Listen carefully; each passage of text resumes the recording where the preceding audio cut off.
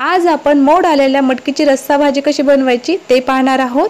मटकीची भाजी तुम्ही बरेच वेळेस बनवली किंवा खाल्ली असेल, पण आज जी मी तुम्हाला पद्धत सांगणार आहे ती म्हणजे गावरान पद्धतीने मी तुम्हाला ही मटकीची रस्सा भाजी बनवून दाखवणार आहे।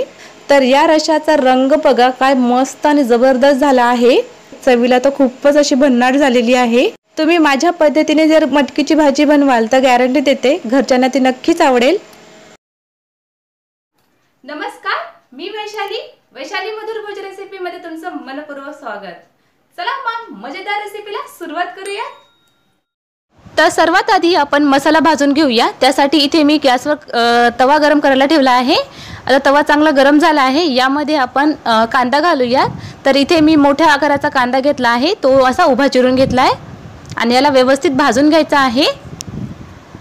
कांदा भाजते वेळेस एक लक्षात ठेवा, आपण आबडधोबड न भाजता याला काळसर रंगावर असं भाजून घ्यायचं आहे, म्हणजे भाजीला खूप छान अशी चव येते। यामध्ये मी अर्धी पळी तेल घालते आणि याला परत एकदा असं भाजून घेणार आहे। तर या ठिकाणी बघा आपला कांदा छान असा काळसर रंगावर भाजून घेतलेला आहे। तर असा कांदा भाजला की भाजीलाही छान चव येते, त्यामुळे अशा पद्धतीने हा कांदा भाजून घ्यायचा आहे।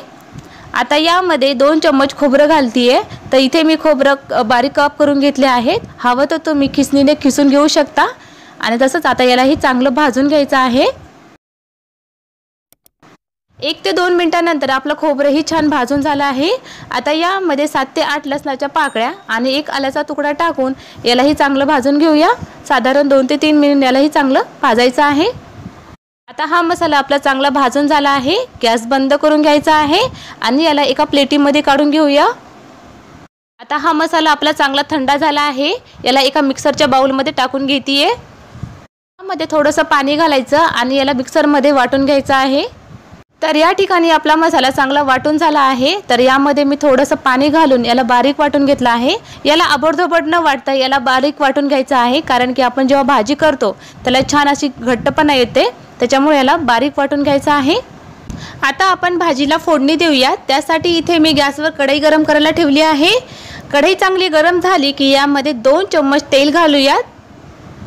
तेल चांगलं तापलं की यामध्ये थोडेसे जिरे, थोडीशी मोहरी, जिरा आणि मोहरी छान तडतडल्यानंतर यामध्ये थोडासा कढीपत्ता घालूयात। कढीपत्ता घातल्यानंतर यामध्ये थोडासा हिंग घालायचा आहे। हिंगामुळे भाजीला खूप छान चव येते, तर यामध्ये थोडासा हिंग घालायचा आहे। आता यामध्ये आपण हे वाटण तयार केलं होतं यामध्ये घालूयात आणि याला 1 ते 2 मिनिट चांगलं परतून घ्यायचं आहे, म्हणजे याला तेल चांगलं सुटलं जातं। 2 मिनिटांनंतर तुम्ही बघू शकता या वाटणला किती छान तेल सुटलं आहे आणि इथे गॅस लो फ्लेमवर ठेवला होता, म्हणजे या तेलामध्ये हे वाटण छानपैकी मिक्स करून झालेलं आहे, म्हणजे छान शिजलं आहे। आता यामध्ये अर्धी वाटी टोमॅटो प्युरी घालतीये आणि याला व्यवस्थित मिक्स करून घ्यायचं आहे आणि यावर झाकण लावून 1 ते 2 मिनिट चांगलं शिजून घ्यायचं आहे, म्हणजे टोमॅटो कच्चा असल्यामुळे यामध्ये छान शिजला जातो। 2 मिनिटांनंतर तुम्ही बघू शकता मस्त असं तेल सुटलेलं आहे आणि यातलं टोमॅटोही छान शिजलेलं आहे। आता याला व्यवस्थित परतून घ्यायचं आहे। परतून घेतल्यानंतर तुम्ही बघू शकता या मस्त आपलं सारण शिजलेलं आहे।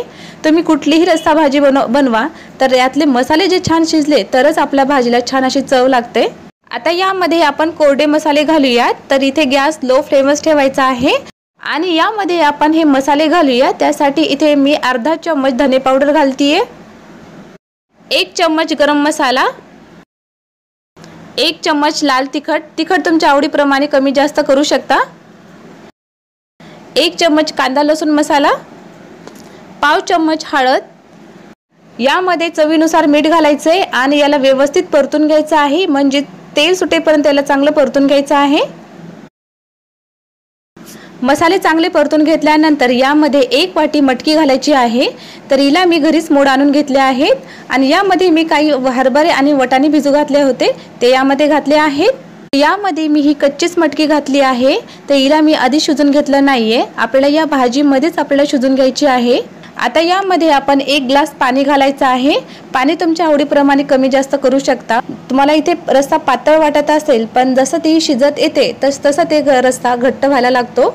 आता आपण गॅस हाय फ्लेमवर ठेवायचा आहे आणि यावर बारीक चिरलेली कोथिंबीर घालूयात आणि याला एक उकळी येण्याची वाट बघायची आहे। तर या ठिकाणी बघा भाजीला मस्त अशी उकळी आलेली आहे.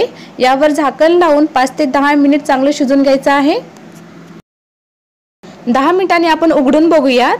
वाव, खूपच मस्त आपली ही भाजी तयार झालेली आहे आणि याचा रंग बघा काय जबरदस्त झालेला आहे आणि चवीला तर खूपच भन्नाट झालेली आहे. तर आपली ही मटकी ही छान शिजलेली आहे. गॅस बंद करून घ्यायचा आहे. तर तयार आहे आपल्या गावरान पद्धतीची मटकीची रस्सा भाजी. तुम्ही ही भाजी चपाती बरोबर किंवा बाजरीच्या भाकरी बरोबर खाल तर खूपच चवदार लागते. तर अशा प्रकारे तुम्ही गावरान पद्धतीची मटकीची रस्सा भाजी घरी नक्की ट्राय करा. ती मला खात्रीच आहे ती तुम्हाला नक्कीच आवडेल. तुम्हाला आजची रेसिपी कशी वाटली ती कमेंट बॉक्समध्ये मला नक्की कळवा. जर तुम्ही चॅनलला सबस्क्राईब केलं नसेल तर सबस्क्राईब करा, लाईक करा आणि शेअर करायला विसरू नका. पुन्हा भेटूयात अशा छान नवीन रेसिपी बरोबर.